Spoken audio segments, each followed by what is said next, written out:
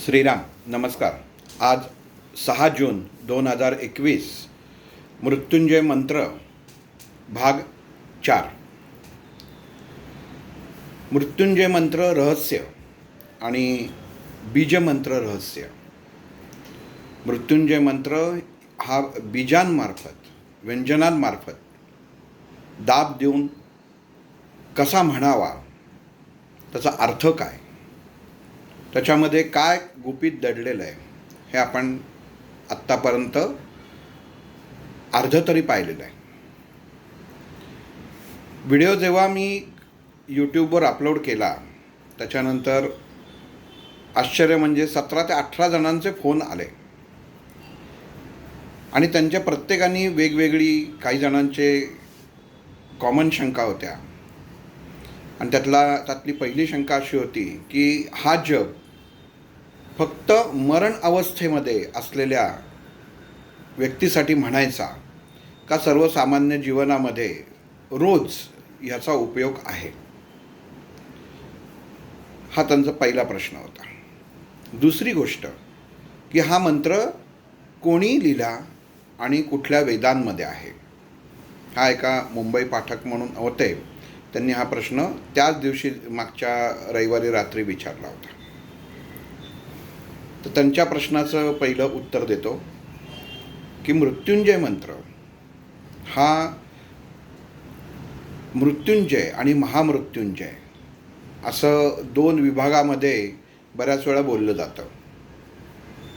आणि पाठक आजोबा, तुमच्या प्रश्नाचं उत्तर असं आहे की मृत्युंजय मंत्र आणि महामृत्युंजय मंत्र हा एकच आहे. हे दोन्ही वेगवेगळे नाही आहेत.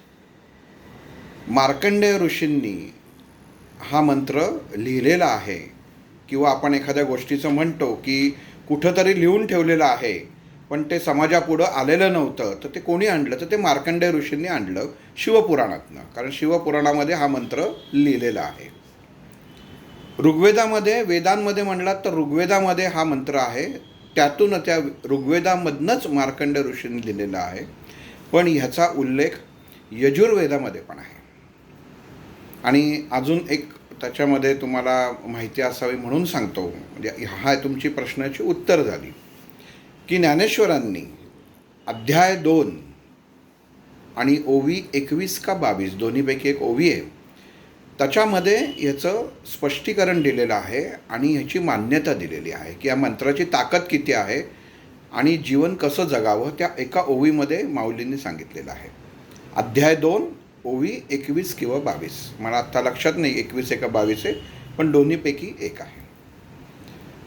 आता दुसरी गोष्ट, दुसरा प्रश्न जो होता तो बोकील यांचा होता. तर त्यांनी ताई, मृत्युंजय मंत्र हा फक्त आजारी माणसासाठी मंत्र नाही, ही मोठी एक मनामध्ये लोकांच्या बसलेलं आहे की व्यक्ती जर आजारी असेल, सिरियस असेल, तर त्याच्यासाठी हा मंत्र म्हणला जावा किंवा म्हणतात की ती व्यक्ती या देहभोगातून मुक्त व्हावी याच्यासाठी, किंवा जी आहे ती बरी व्हावी म्हणून. तर नुसता याचा उपयोग नाही आहे. कारण हे एकंदर गणित असं म्हणलं जातं आणि एकदा तुम्ही 10 ठिकाणी 10 पुस्तकांमध्ये त्याचा उल्लेख झाला की ते ग्राह्य धरलं जातं. पण मुळामध्ये कुठल्याही पुराणांमध्ये, ग्रंथांमध्ये हा फक्त मंत्र हा आजारी माणसांसाठी किंवा व्यवस्थित माणसांसाठी, व्यवस्थित शब्द एवढ्यासाठी वापरला की ज्याची व्यवस्था, शारीरिक व्यवस्था स्थिर आहे त्याला व्यवस्थित म्हणतात. त्याला स्थिर पण पाहिजे देहामध्ये, तर तो त्याला माणसाचं आपण म्हणतो ना की हा व्यवस्थित राहतो. म्हणजे काय, तर शारीरिक भौतिक हा स्थिर असतो मनाने, विचारांनी. तर त्या माणसांसाठी नाही आहे. मंत्राचा जो उच्चार आहे किंवा मंत्राचा जो अर्थ आहे हा आपण प्रत्येक अवस्था, प्रत्येक क्रिया, प्रत्येक घटना ह्याला जोडून जर काढला तर प्रत्येकाचं उत्तर तुम्हाला मृत्युंजय मंत्र आणि गायत्री मंत्र ह्या 2 मंत्रांमध्ये ही ताकद आहे.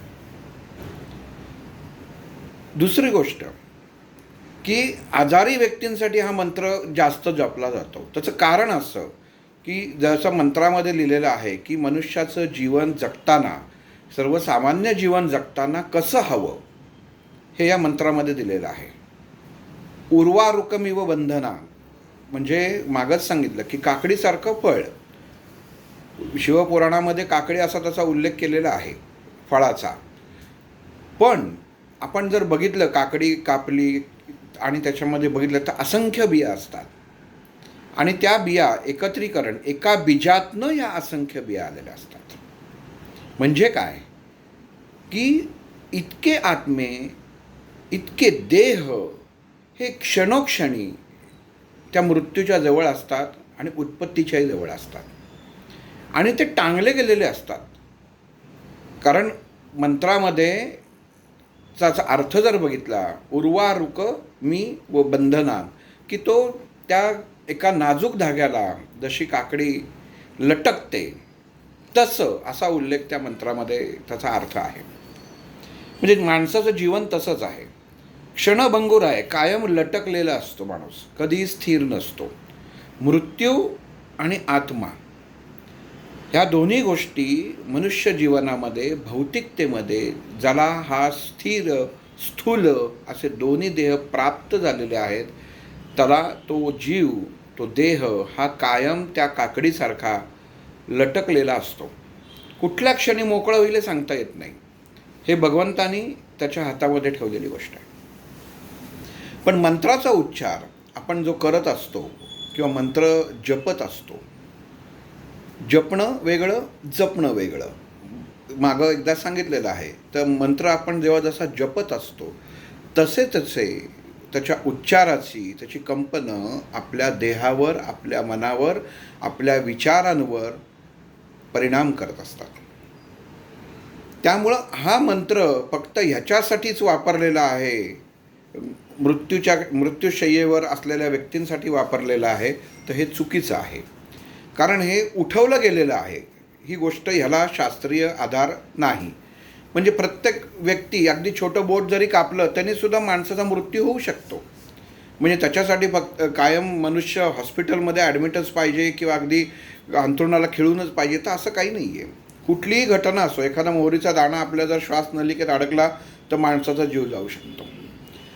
म्हणजे घटना कुठलीही घडो, आपण अर्थ नीट कसा काढायचा आहे की मनुष्य जीवन, मनुष्याचं चालू असलेला आणि चालू असणारा श्वास हा कुठल्या क्षणी थांबेल हे सांगता येत नाही. म्हणजेच काय की मृत्यू कुठल्या क्षणी मनुष्याला स्थूल देहावरती झडप घालेल हे सांगता येत नाही. म्हणून प्रत्येक जीव हा क्षणोक्षणी नवीन जीवन जगत असतो आणि कुठल्याही क्षणाला तो देह त्याला सोडायचा असतो.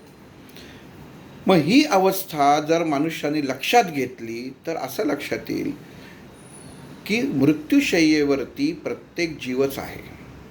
जन्म झाला म्हणजे काय की मृत्यूकडं पहिलं पाऊल पडलं. तसं मग प्रत्येक क्षणच मनुष्याचं ह्या जीवनामध्ये मृत्यूकडं पाऊल पडलेलं असतं. मग ते स्थिर व्हावं, आपण जीवन कसं जगावं, जीवनामध्ये आपलं आचरण कसं असावं, ह्याच्यावरती, आपल्या कर्मांवरती आपलं जीवन अवलंबून असतो. फक्त मृत्यू जो आहे, मृत्यू येणारा जो प्रकार आहे, एखादं वाईट कृत्य केलं तर त्याचा त्याला शारीरिक त्रास होतो किंवा त्याला जे भोगायला लागतात हे त्याला भोगायला हे लागणारच आहेत. आणि इथं मृत्युंजय मंत्र जरी जपला, इथं जपला म्हटलं आहे, जपला नाही म्हटलं, इथं मृत्युंजय मंत्र जरी जपला तरी तो जप पूर्ण होत नाही. त्याचं कारण असं, चुकीच्या कर्मांसाठी मंत्र काम करत नाहीत. मग मनुष्य देह प्रत्येक क्षणी मृत्यूच्या दरवाजावर उभा आहे आणि त्याला हा मंत्र जपाचा आहे. म्हणजे थोडक्यात काय झालं की मृत्यू येणाऱ्या माणसासाठी हा मंत्र नाही, तर प्रत्येक व्यक्तीसाठी, प्रत्येक क्षणासाठी हा मंत्र जपणं आणि जपणं गरजेचं आहे, आवश्यक आहे. म्हणजेच थोडक्यात रोज तुमच्या जीवनामध्ये जो दिवस उगवतो त्याच्यामध्ये ह्याचं नित्य पठण हवं. थोडक्यात त्याचं सारांश हा असाच आहे की नित्य पठण हवं. आणि मग जर नित्य पठण असेल तर विशिष्ट अवस्थेत आलं तरी तुम्हाला वेगळं काही करायला लागत नाही. आता इथे एक गोष्ट सांगतो. जेव्हा मृत्युंजय मंत्र हा जेव्हा मंत्रशास्त्राचा जेव्हा अभ्यास करत असताना, बीजांचा अभ्यास करत असताना, की आपण पाहत असतो की सकाळी पहाटे पक्षी ओरडत असतात, त्यांचा चिवचिवाट करत असतात. तर ते काय करतात, तर आपल्या जोडीदाराला, आपल्या साथीदाराला कळवत असतात, सांगत असतात. जसं आपण आपल्या घरातल्या माणसांना सांगतो, चला सकाळ झाली उठा आता, तर तशी ती साध असते. ते आपल्याला कळत नाही. पण ह्याच्यामध्ये ह्या पक्ष्यांच्या ओरडण्यावरती, बोलणं एवढ्यासाठी म्हटलं की आपण पोपट बघा बोलतो, पोपट ओरडत नाही. तर ह्याच्यावरती आपल्या वेदांमध्ये अभ्यास झालेला आहे. आणि ह्या अभ्यासामुळं पक्ष्यांची मदत घेऊन काही मंत्र हे लिहिले गेलेले आहेत. आणि हा मृत्युंजय मंत्र जो आहे हा गरुडाच्या आधिपत्याखाली सुद्धा लिहिला गेलेला आहे. आणि हे बऱ्याच जणांना माहीत नाही. आता आम्हालाही हा जो आहे आमच्या सरांनी सांगितलं तेव्हा कळलं की मंत्र काय आहे आणि त्याच्यासाठी आपण हा कुठं कुठं वापरला जातो आणि त्याचं कारण काय आहे हे नुसतं माहीत नसावं, तर त्याची उत्पत्ती पण कुठं आहे आणि कशासाठी आहे ही सुद्धा कळणं गरजेचं आहे. त्यामुळं हा मंत्र प्रत्येकाला नित्यनियमामध्ये रोजच्या जीवनामध्ये म्हणणं खूप गरजेचं आहे. अवस्था प्रत्येकाची वेगळी असते, प्रत्येकाचा उच्चार वेगळा असतो, प्रत्येकाचा ध्वनी वेगळा आहे.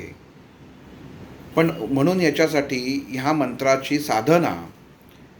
मंत्राची साधना विशिष्ट गोष्टीसाठी जर तुम्हाला करायची असेल तर मात्र तुम्हाला जे मंत्र शिकवतात, ज्यांचं मंत्रांचं शिक्षण झालं, आणि शक्यतो बहुतेक आपल्या घरी येणाऱ्या पूजेसाठी येणाऱ्या गुरुजींना याचा उच्चार माहीत असतो.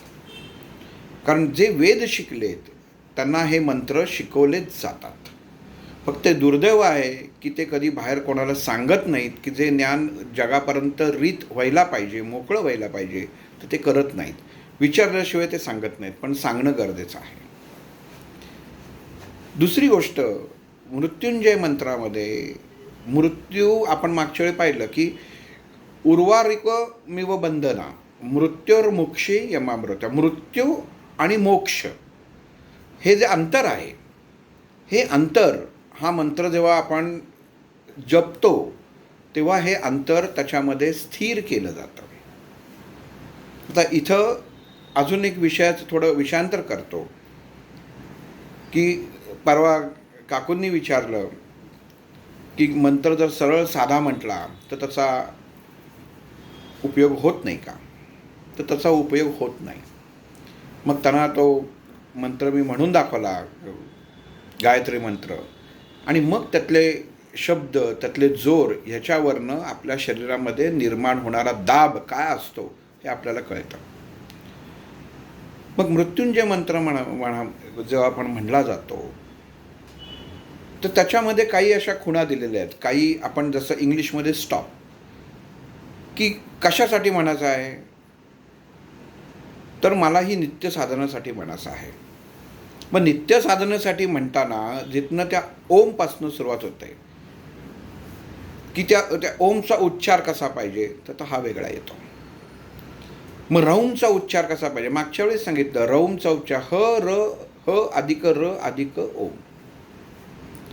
तर ह्या तिन्ही गोष्टींची जर तुम्ही सवय केलीत, प्रॅक्टिस केलीत रोज, तर रौमचा उच्चार हा येणार आहे. आणि हा उच्चार खूप गरजेचा आहे, कारण हा रौम शब्द सरळ जाऊन मूलाधार चक्राला धडकतो आणि ते जागृत करायचा प्रयत्न करतो.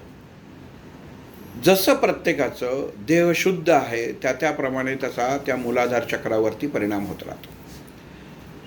म्हणून ह्याचा सुद्धा उच्चार करताना किंवा ह्याचा अभ्यास करताना तो सुद्धा उच्चार कसा हवा याचाही आपल्याला अभ्यास वेगळा करणं गरजेचं आहे.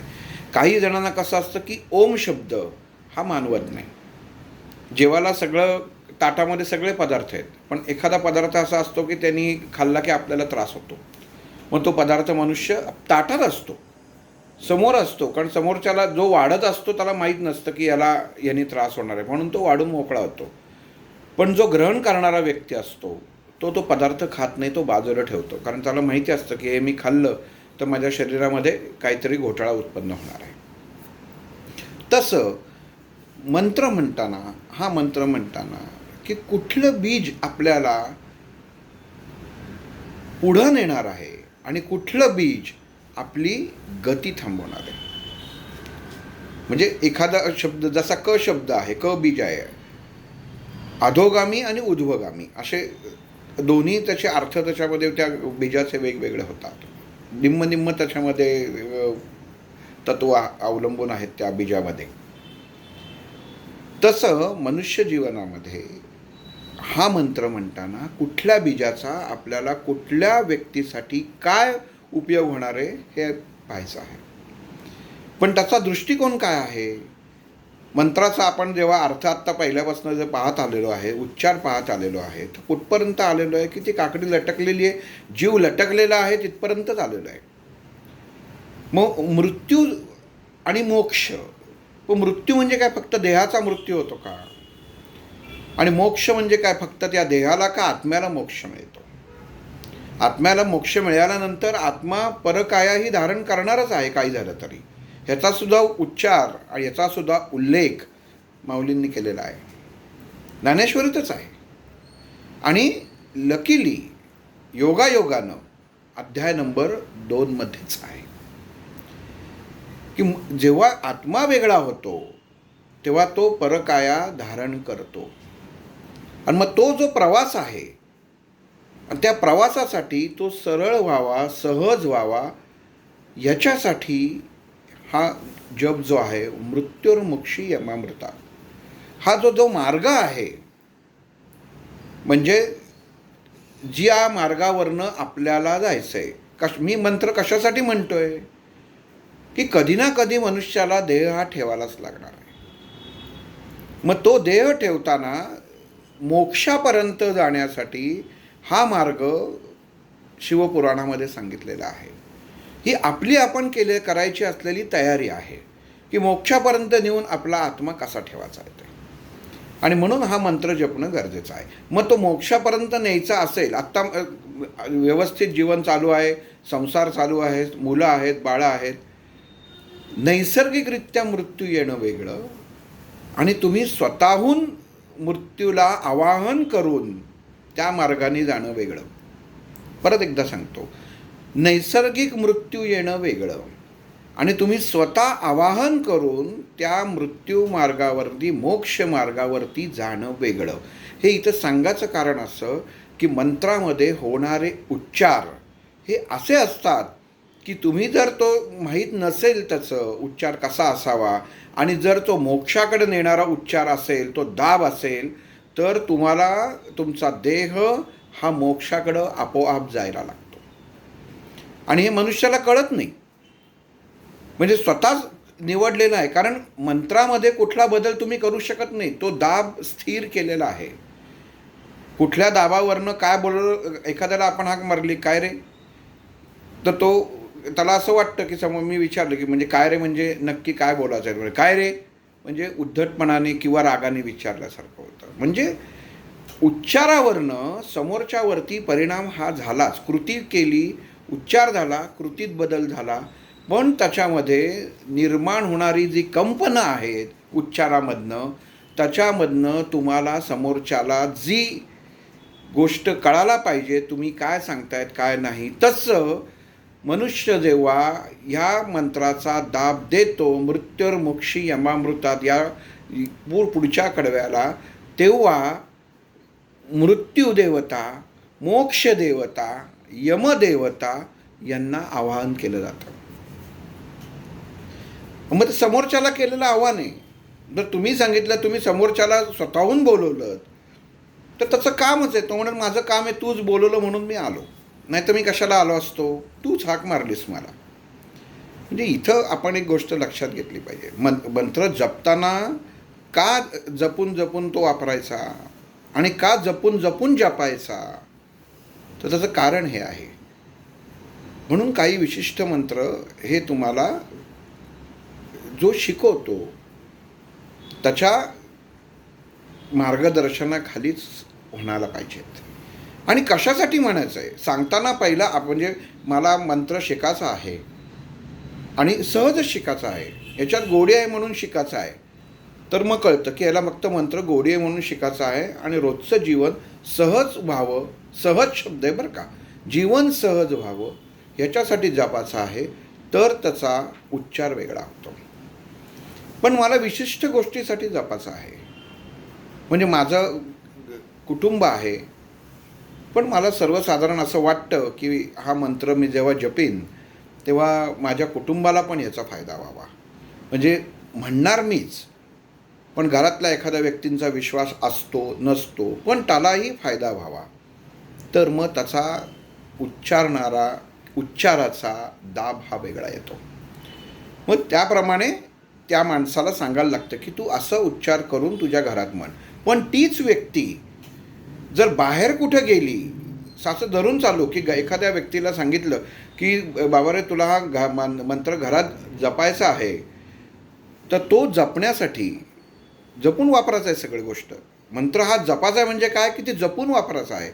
तर जेव्हा तो जपशील तेव्हा जर घरातल्या व्यक्तीला मान्य नसेल आणि तू जर तो उच्चार केलास, तर त्या व्यक्तीला आपोआप न तुम्ही हाक मारता न सांगता त्याचा जो मेंदू असतो, जो तो मंत्राचे निर्माण होणारी कंपनं शब्द हे स्वीकारायला तयार नसतो, तो ताबडतोब त्याला प्रतिक्रिया देतो आणि सांगतो. असं धरून चाला की एखादा व्यक्ती मंत्र म्हणतो आहे आणि घरामध्ये मुलगा किंवा मुलगी आहे, तर ते लगेच सांगते मुलगा किंवा मुलगी की बाबा तुम्ही तुमचा हळू मनात म्हणा, मला डिस्टर्ब होतो आहे. म्हणजेच काय की तुम्ही उच्चार केलेले शब्द, तुम्ही उच्चार केलेला दाब, तुमच्या शब्दातनं निर्माण झालेल्या दाबाची कंपनं समोरच्याच्या मेंदूला सहन होत नाहीत.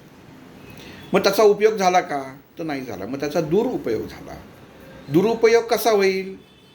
कारण जी गोष्ट सहजतेने घरातला आनंद आहे तो जर ह्या उच्चाराने मावळत असेल तर तुम्हाला उच्चार करायलाच नाही पाहिजे. म्हणून काय की आधी मंत्र म्हणताना, मंत्र शिकताना आपण कशासाठी म्हणायचा तो भाग हा पहिला सगळ्यात महत्त्वाचा असतो. पण मग आता घरी मुलांना जेव्हा कोणाला मुलांना असो, पत्नीला असो, नवऱ्याला असो, आईवडिलांना असो किंवा अजून कोणाला असो, जर त्रास होत असेल आणि तो ठराविक उच्चार जर तुम्ही शिकलात, पण आणि नंतर असं धरून चाला की तुम्ही एखाद्या तीर्थक्षेत्री गेलात आणि त्या तीर्थक्षेत्री गेल्यानंतर तुमच्या घरचे तर नसतात आणि तुम्ही तो उच्चार जर तिथं केलात, जर असं धरून चाला की तुम्ही मनामध्ये विचार आणलात की नाही हा मी आता घरापासून मी 4 हात लांब आहे, मी आता खूप कोसावरती आलेलो आहे आणि आता मी इथं मंत्र म्हणतो आहे, आता काही इथं घरात कोणाला काही त्रास व्हायची काही शंका किंवा शक्यता नाही.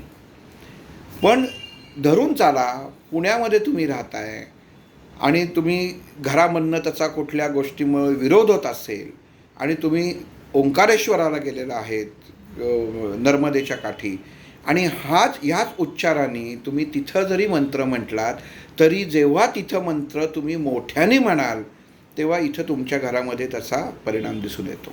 इतकी ताकद त्याच्यामध्ये आहे. ह्याच्यामध्ये एक आता संदर्भ घ्यायचा जर झाला तर आपण मोबाईल फोन हे करू, जगामध्ये कुठेही असो तो योग्य नंबर फिरवलात की तुम्हाला इकडचा आवाज तिकडं जाणार आहे. मग मनुष्य जेव्हा हा मंत्र जपायला बसतो तेव्हा त्याच्या असं लक्षात येतं, त्याचं मेंदू, त्याचं मन असं विचार करतं की मी आता घरापासून लांब आहे, तर त्यामुळं आता मी निर्धास्त इथं मला कोणीही अडवणारं नाही आहे, तर मी आता मंत्र मोठ्याने म्हणू शकतो. ही मानसिक अवस्था आहे. आणि जेव्हा तो असा मनामध्ये विचार करतो त्या क्षणी इकडं जेव्हा जिथं ज्या घरात राहत असतो त्यांच्या घरातल्या व्यक्तींना ज्यांना त्रास होत असतो त्यांचा सुप्त मेंदू ती कंपनं स्वीकारतो, कॅच करतो, रिसीव करतो की तो तिकडं बोलला आहे पण इथं मेंदूनी ते रिसीव केलं. म्हणजे काय ताकद त्या मेंदूची असेल.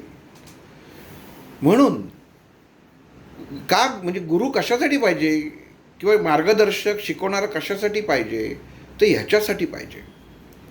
मग बाहेर गेल्यानंतर तुम्हाला आता मंत्र म्हणायची तुम्हाला रोजची सवय झालेली असते, तुमचा दाब योग्य तो नियंत्रित असतो. पण मग बाहेर गेल्यानंतर किंवा इतर काही कारणांसाठी किंवा उद्या एखादी अडचण तुम्हाला उत्पन्न झाली आणि तुम्हाला त्यातला ध्वनी बदलायचा असेल, तर मग तो कसा बदलायचा. मग जी बीज आहेत त्याची मूळ बीजाक्षरं आहेत, मुख्य बीजाक्षरं आहेत. ओमपासनं चालू होतं, आपल्याला सगळ्यांना माहिती आहे मंत्र ओमपासनं चालू होतो. रौम जोम सहा इथपासनं ही पहिली जी 3 बीजं आहेत, ह्याचा वापर कसा करायचा हे त्याच्यावरती अवलंबून ठरतं.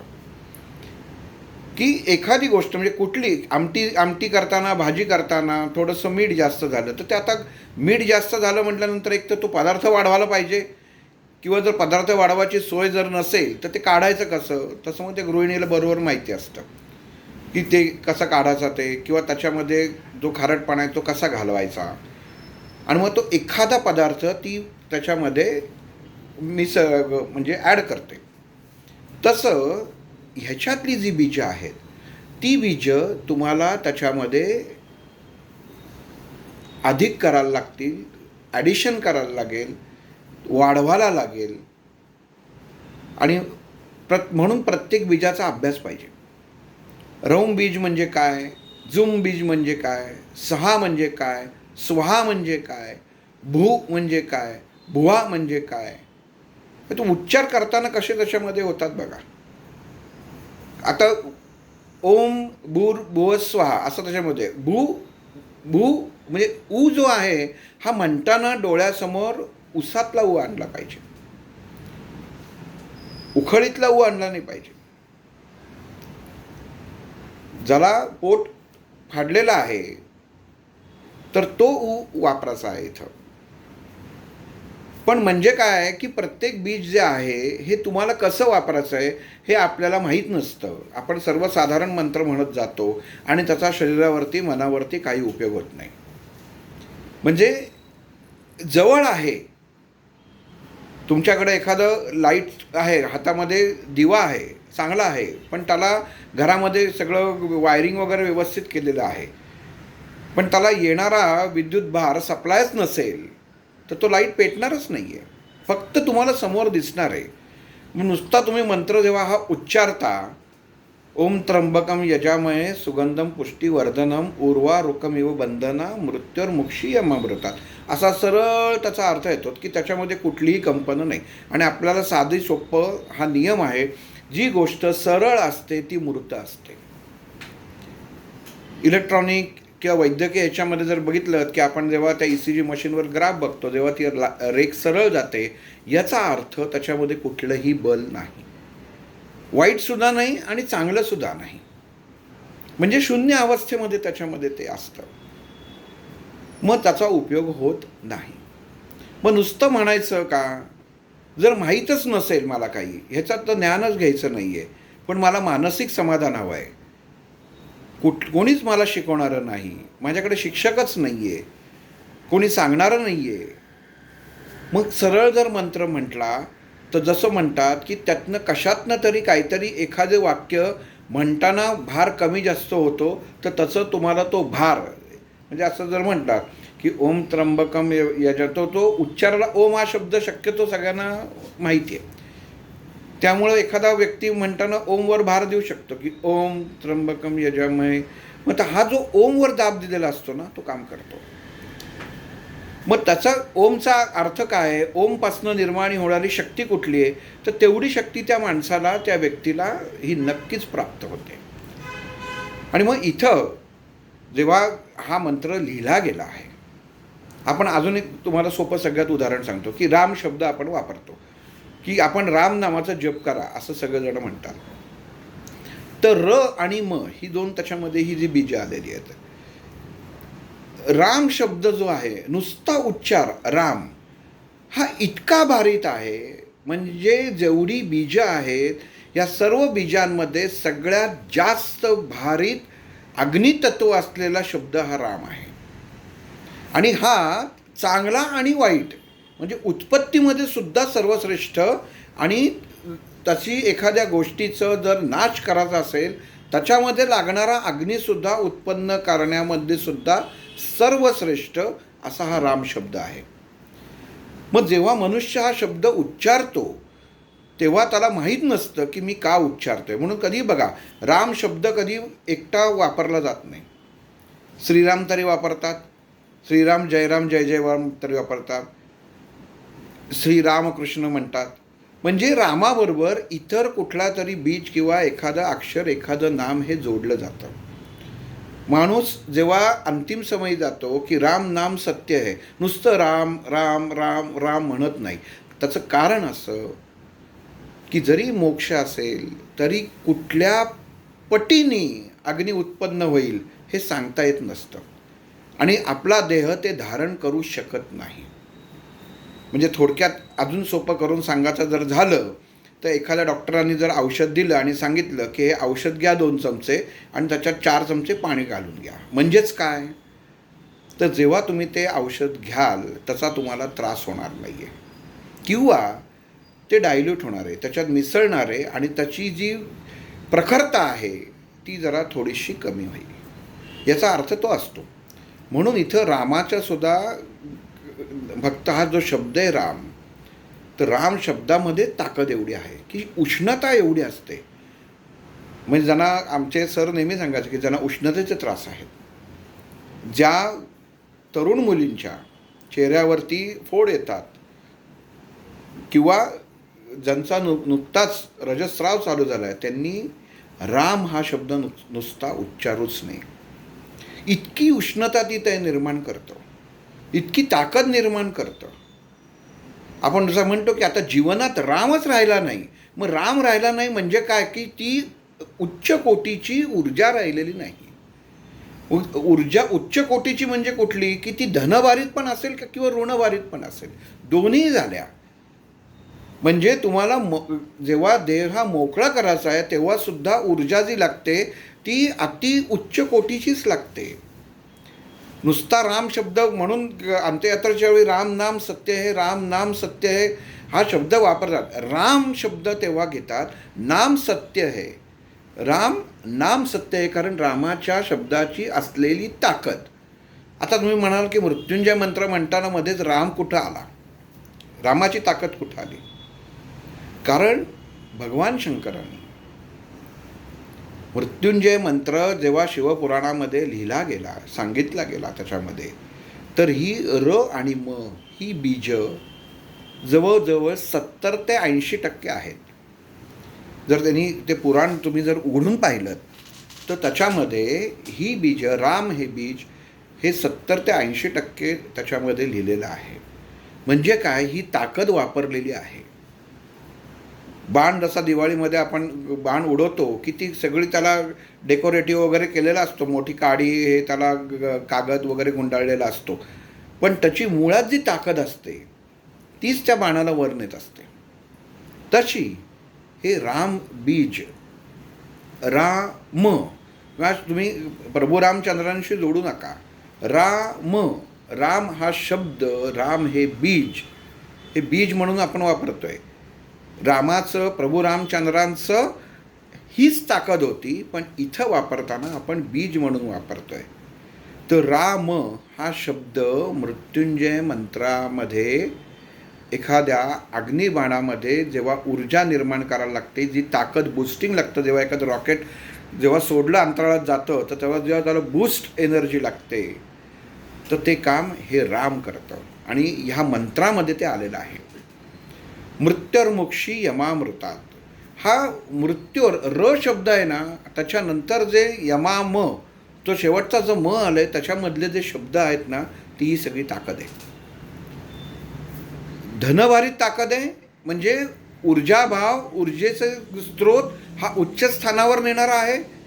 आणि ऋणभारी ताकद पण आहे की ऊर्जेचा स्रोत तेवढाच जोराने तो खाली नेणारा आहे.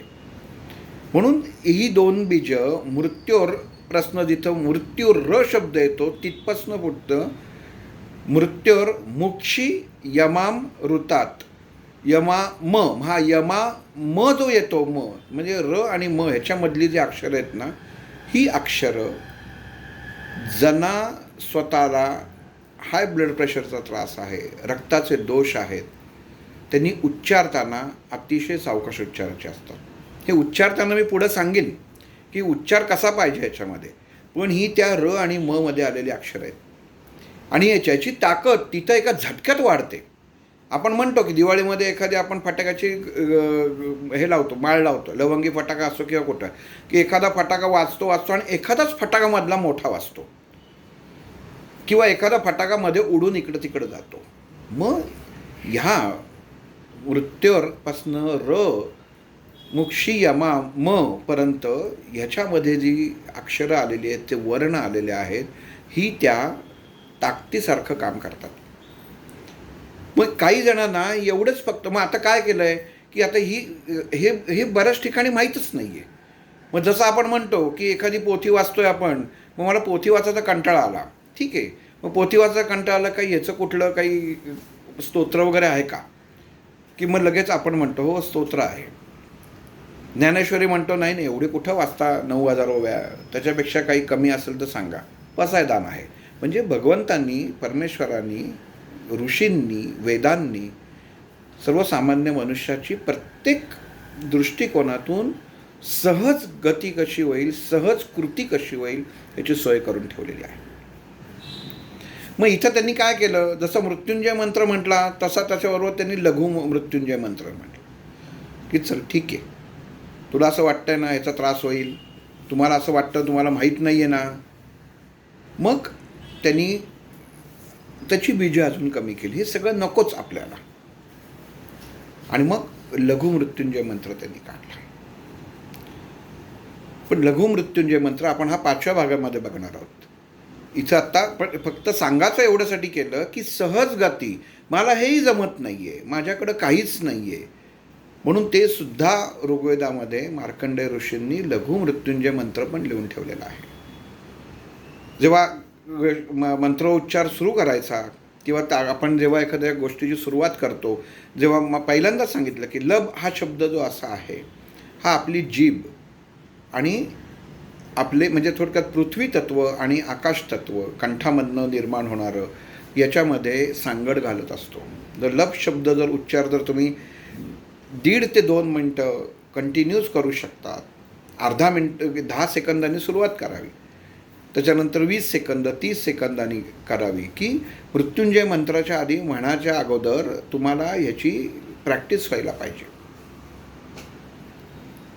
आणि ही प्रॅक्टिस कशासाठी व्हायला पाहिजे, कारण जेव्हा आपण आलो की ओम त्र्यंबकम यजामहे सुगंधम पुष्टिवर्धनम उर्वारुक इथपर्यंत आपण पाहिलं, मी व बंधनान, की या बंधनामध्ये जेव्हा अडकलेलं आहे, या बंधनातनं मोकळं होण्यासाठी तुम्हाला तिथं मोकळं होण्यासाठी तिथं आधी जोडलं गेलं पाहिजे ना पूर्ण. एखादी गोष्ट आपल्यापासून जर बाजूला करायची असेल तर ती आपल्याला पूर्ण जर जोडली गेलेली असेल तरच तुम्ही बाजूला करणार, पण अगोदर बाजूला असलेली वस्तू तुम्ही बाजूला करूच शकत नाही. मग उर्वारुक मी व बंधना, मी व बंधना, मग उच्चार करताना तो एकत्र केला जातो पण लिहिताना वेगळा केला जातो. आणि हा जो शब्द आहे, आता आम्हाला जसं मृत्युंजय मंत्र आमच्या सरांनी सांगितलं की उर्वारुकानंतर म्हटलं तुम्ही काय करा, तर एक 20 वेळा तरी लब लब लब लब लब लब लब लब लब लब लब लब लब लब लब. आता याच्यात बघा ओठ जिथं आहेत ना तिथं तुम्हाला तिथं ती बरोबर म्हणजे आकाश मोकळं होतं. आणि मग आकाश आणि पृथ्वी जेव्हा एकमेकांच्या सानिध्यात येतात तेव्हा शरीरामध्ये असलेलं जलतत्व हे स्थिर असणं गरजेचं आहे. मग ते स्थिर कसं पाहिजे, आपण मागच्या वेळी पाहिलं की जसंही गाडी चालताना एअर ब्रेक लावतात तसा, मग तुम्ही एअर ब्रेक कसं करता, म्हणजे त्याच्यात पण आता सचा उच्चार करताना कुठल्याही प्रकारचं इथं जलतत्व जागृत होत नाही, कारण प्रत्येकाच्या दातांच्या ठेवणीवरती ते अवलंबून आहे, तुमच्या शरीराच्या जबड्याच्या ठेवणीवरती अवलंबून आहे. मग तुम्ही सगळ्यात सोपा मार्ग त्याच्यामध्ये सुद्धा दिलेला आहे की हे तत्व जागृत करताना कुठलं बीज त्याच्यामध्ये येतं, तर क्लीन बीज येतं, कालीचं बीज येतं. फक्त हे करा, तुम्ही आकृती डोळ्यासमोर आणा, अशी आकृती येते. म्हणजे काय,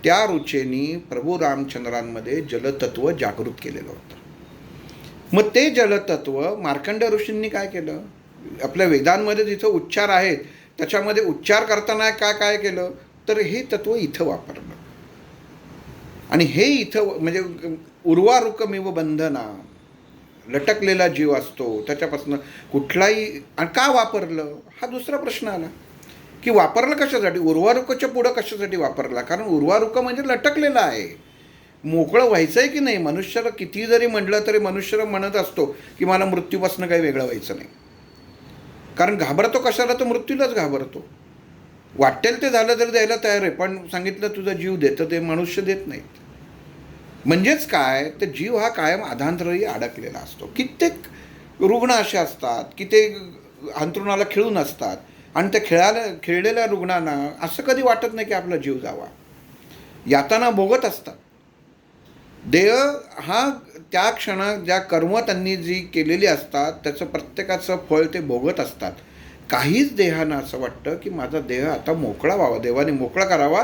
पण गंमत अशी असते की तिथं शरीरातलं, अंगातलं पृथ्वी आणि जलतत्व नाहीसं होतं. आणि ही जीभ ही उच्चारूच शकत नाही. आणि मग डॉक्टर सांगतात ते काही नाही, फक्त बघतात, त्यांना बोललेलं कळतं, इकडं तिकडं उभं राहिलं तर डोळे फिरवतात, पण बोलू शकत नाहीत. म्हणजेच काय, तर शरीरातलं असलेलं जलतत्व आणि पृथ्वी तत्व, ह्या तत्वावरचा ताण, या तत्वावरचा अंमल नाहीसा होतो. आणि हा नाहीसा झाल्यानंतर तुमची जीभ चालणं बंद होते. मनामध्ये कंठ बंद होतो का, आकाश बंद होतं का तत्वामधलं, तर आकाश बंद होत नाही. आकाशामधनं शब्द फुटतात पण ते तोंडातनं बाहेर उकार येत नाही. उत्पत्ती झाली, आकार उकार मकारामधली उत्पत्ती झाली, विचार झाला, माणूस मृत्यूशयीवर पडलेला आहे, त्याला बोलायचं आहे, मनामध्ये शब्द उत्पन्न झालेला आहे, पण तो फक्त कंठामध्येच येऊन थांबलेला आहे, बोलू शकत नाही. आकार झाला आहे, ब्रह्म झालेलं आहे, उत्पत्ती झालेली आहे, पण उकार नाही. कारण त्याचं ताबा विष्णूकडं आहे, विष्णूने ताबा घेतलेला आहे की नाही. पृथ्वी तत्व आणि जलतत्व दोन्ही नाहीच आहे. कारण काय की आता फक्त तुला मकाराकडे जायचं आहे, आणि म्हणून तो बोलू शकत नाही, ती व्यक्ती बोलू शकत नाही. म्हणून जलतत्व आणि पृथ्वी तत्व ह्या दोन गोष्टी जशा तिथं महत्त्वाच्या. हा मंत्र जेव्हा एखाद्या आजारी माणसाला जेव्हा म्हणला जातो तेव्हा हे जे उर्वारुक तिथं येऊन थांबतो, तो असं धरून चालू, उदाहरणार्थ की आपल्यासमोर कोणतरी आजारी व्यक्ती आहे, तो आजारी व्यक्ती का एवढ्यासाठी म्हटलं की एक देह म्हणू आपण, अगदी घरातलं मांजर कुत्रं असलं तरी चालेल, स्थूल देह असंच त्याच्यामध्ये योग्य आपण उच्चार होईल त्याच्यामध्ये. तर त्याचा उच्चार करताना कसं होतं की पहिल्यांदा तुम्हाला जीभ बाहेर काढायची. हा तुम्ही जेव्हा जीभ बाहेर काढता तेव्हा तुम्हाला लक्षात येईल की तुमचे जिभेचा खालचा भाग जो आहे हा खालच्या ओठाला लागतो, आणि जेव्हा तो आत घेता तेव्हा जिभेचं टोक तुमच्या वरच्या ओठाला लागतं. काही जण काय म्हणतील, आम्ही अशी घेतो अशी घेतो, तर मग ही कृती चुकीची आहे. घेताना तुम्हाला तो चेंडा इथं लागला पाहिजे. तो जेव्हा लागला त्या क्षणी तुमच्या शरीरामध्ये जलतत्व जागृत होणार आहे. आणि मग समोरचा मनुष्य, समोरची व्यक्ती ह्याच्यामध्ये जर काही बदल घडवायचा असेल, स्थूल देहामध्ये बदल घडवायचा असेल, आणि जेव्हा त्याच्यासाठी तो मंत्र म्हणला जाईल, जो कोणी जपेल तो मंत्र, मग त्याला कसं म्हणायला लागेल, ओम त्र्यंबकम यजामहे सुगंधम पुष्टिवर्धनम उर्वारुक. इथं थांबायचं आहे 10 सेकंद. लब हा शब्द म्हणायचा आहे. लब लब लब लब लब लब लब लब लब लब लब लब लब लब लब लब बास थांबायचं आहे 10 सेकंद. मिव बंधना मृत्युर्मुक्षी यमामृतात. हा जेव्हा शब्द म्हणाल, तुम्ही हा प्रयोग करून बघा घरी. लब या शब्दाची ताकद इतकी आहे की घरामध्ये तुमच्या मांजर असेल, जनावर असेल, तुम्ही हा शब्द जसा उच्चाराल 10 सेकंद 20 सेकंद, तसं ते जनावर उठून तुमच्याकडं किंवा डोळे उघडून तुमच्याकडे बघायला लागेल. पण बाकीचा जर मंत्र म्हणतात तर बघणार नाही. पण हा शब्द उच्चारल्या आणि अखंड पाहिजे. त्याच्यामध्ये कुठंही लब लब असा नाही पाहिजे. लब लब लब लब लब लब लब लब लब लब लब लब लब लब लब लब लब लब. हा जेवढा तुम्ही जास्त उच्चाराल तेवढं आपण जसं म्हणतो की पाणी ज्या फोर्सनी येतं बादली भरली जाते, तर त्या फोर्सनी समोरच्या स्थूल देहामध्ये ताकद भरली जाते आणि हे भराचं काम आपण ह्या मंत्राद्वारे त्या समोरच्या देहामध्ये करणार आहे. म्हणून हा उच्चार आता आता हा उच्चार समोरच्यासाठी पाहिजे, मला याचा काय उपयोग असं होतं. मग इथं तुम्ही स्वतःचा काही अवयव दुखत असेल, स्वतःमध्ये काही दोष असेल, तर त्याच्यासाठी सुद्धा तुम्ही करू शकता. अवयव दुखतोय म्हणजे काय की त्याची जी जडणघडण दिलेली आहे, त्याची जी सवय आहे, ह्याच्यामध्ये कुठेतरी घोटाळा झालेला आहे. मग तुम्ही या शब्दाचा उच्चार करावा.